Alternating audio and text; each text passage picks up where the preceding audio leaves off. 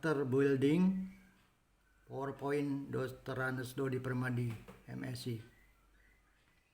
Siapakah tokoh yang Anda kagumi? Alasannya? Bagaimana bentuk wajah Anda? Berapa panjang alis Anda? Baik, pada slide berikut ditampilkan sebuah gambar tentang persepsi selektif. Gambar apakah ini? Jika pertama dilihat gambar gadis atau nenek, berhasilkah Anda melihat figur? Pertama kali dilihat apa yang lebih familiar. Dalam menilai orang lain sering menggunakan jalan pintas.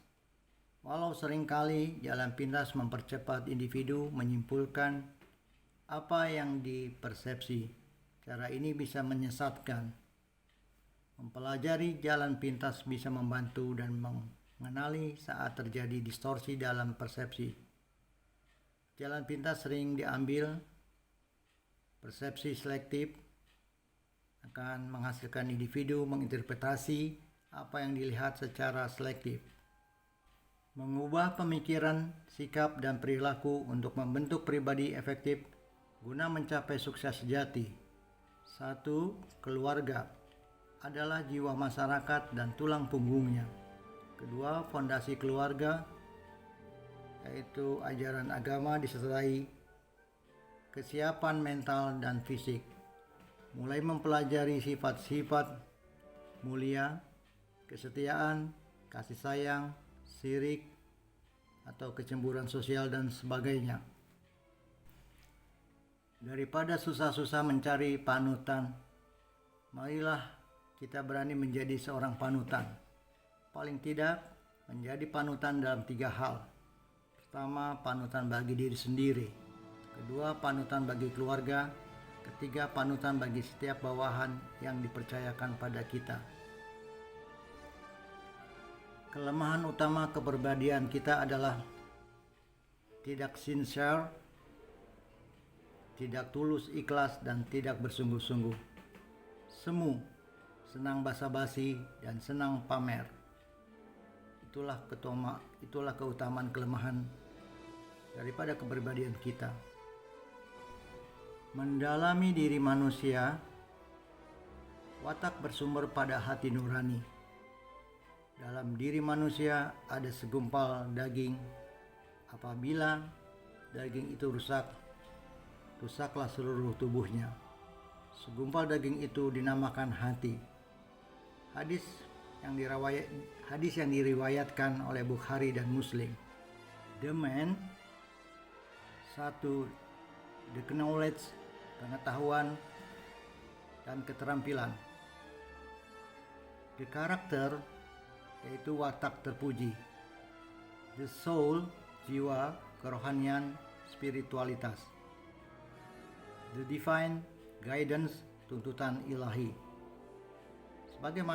Sebagaimana kata bijak mengatakan, jika watak yang paling hilang, akan hilang pula lah segala-galanya. Padahal kita memerlukan teladan pribadi. Sedangkan yang dapat memberi teladan adalah seorang pribadi yang memiliki watak terpuji. Mengapa jati diri kita redup, pudar, bahkan hilang? Kepribadian manusia dilihat dalam penampilannya. Seperti dalam gambar terdapat sebuah lingkaran, di dalam lingkaran terdapat 2 buah lingkaran, di mana lingkaran pertama terdapat 3K. Dan lingkaran berikutnya terdapat 1R, yaitu the head, the hand, the heart. Jadi otak, tangan, dan hati. Itulah kepribadian manusia dapat dilihat dalam penampilannya. Membangun pribadi unggul dan siap menjadi panutan dapat kita lihat sebagaimana di bawah ini. Pribadi dan kepribadian mendapatkan suatu identitas yang melandasi cipta karsa karya.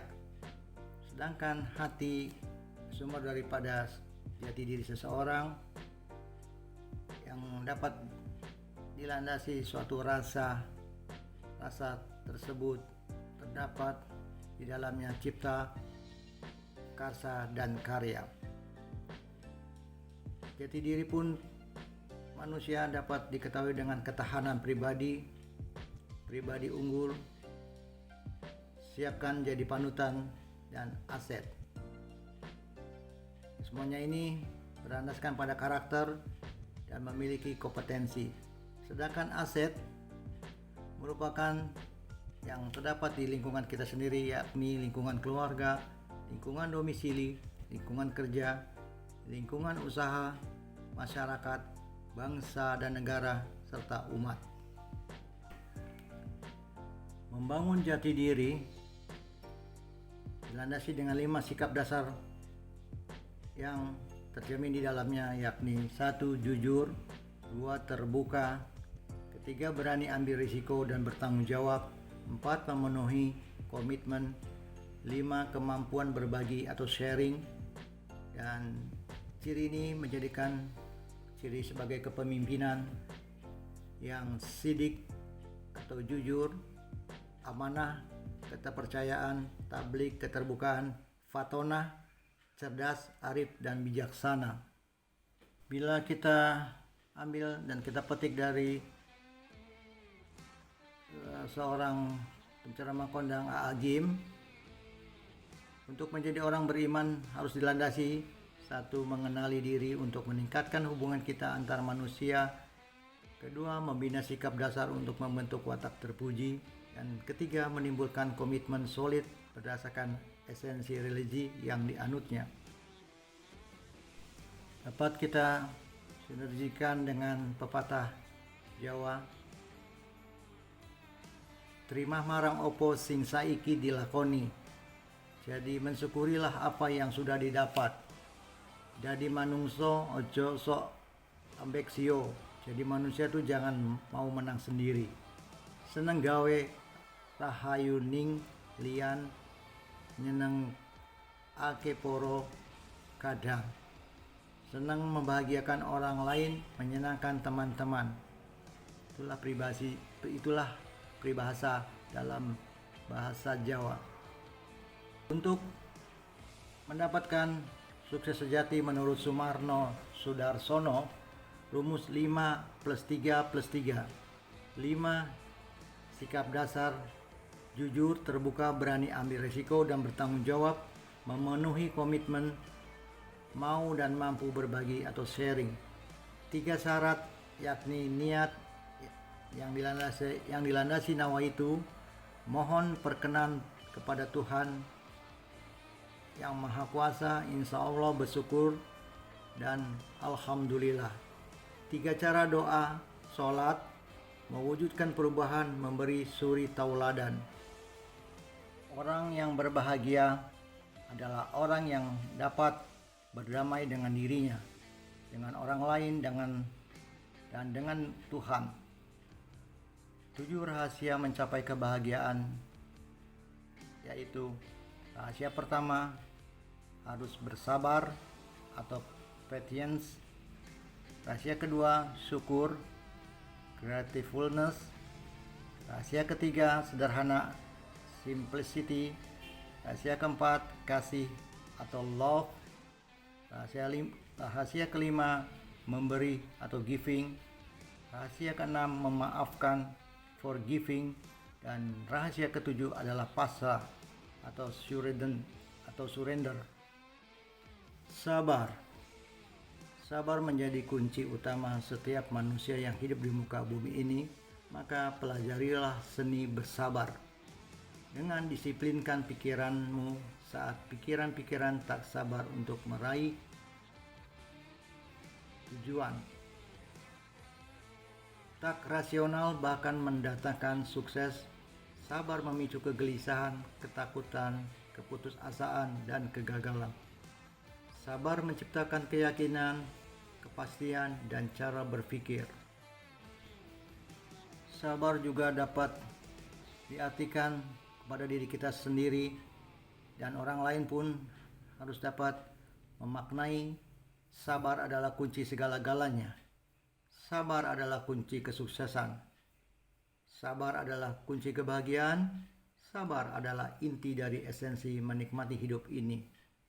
Sedangkan syukur menurut Arfan Pradiansyah, bersyukur karena belum punya semua hal yang kau inginkan.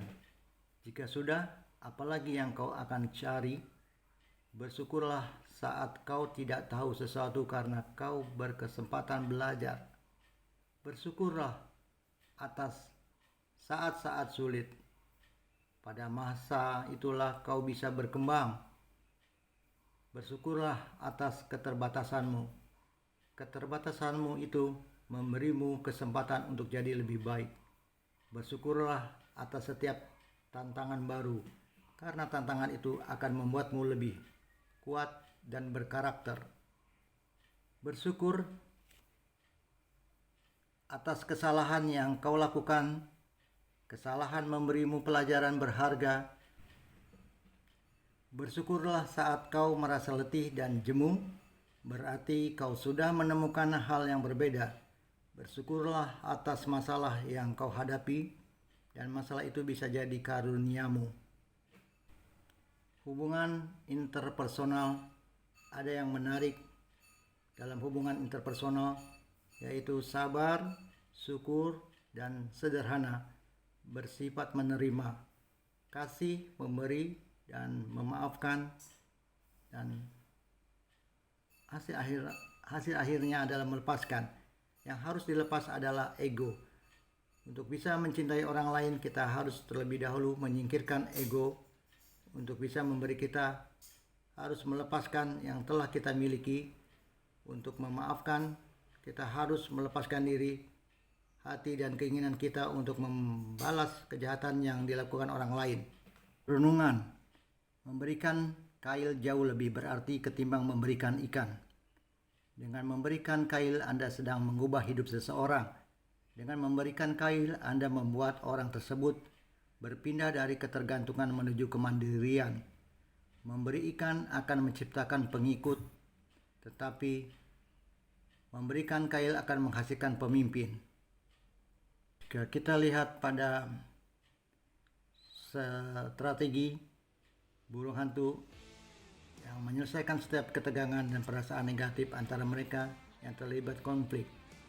Sedangkan boneka beruang untuk berubahnya melalui hubungan sangat penting, cenderung lebih mempertahankan kualitas hubungan dan cenderung akan mengorbankan tujuannya sendiri. Strategi hiu, hubungan tidak penting sedangkan tujuannya sangat penting. Individu ini akan mencoba mengalahkan lawan dengan memaksa untuk menyerah sehingga dapat mencapai tujuannya. Sedangkan strategi kura-kura, yakni orang dengan gaya kura-kura apabila terlibat konflik dengan orang lain cenderung menarik diri, menghindari konflik, tidak mementingkan hubungan dengan orang lain, dan tujuannya tidak akan tercapai. Jika negosiasi gagal, mediasi dapat terjadi apabila konflik berhasil diselesaikan secara konstruktif. Efektivitas kelompok akan meningkat. Oleh karena itu, konflik merupakan aspek penting dan sangat diperlukan guna meningkatkan efektivitas kelompok. Adapun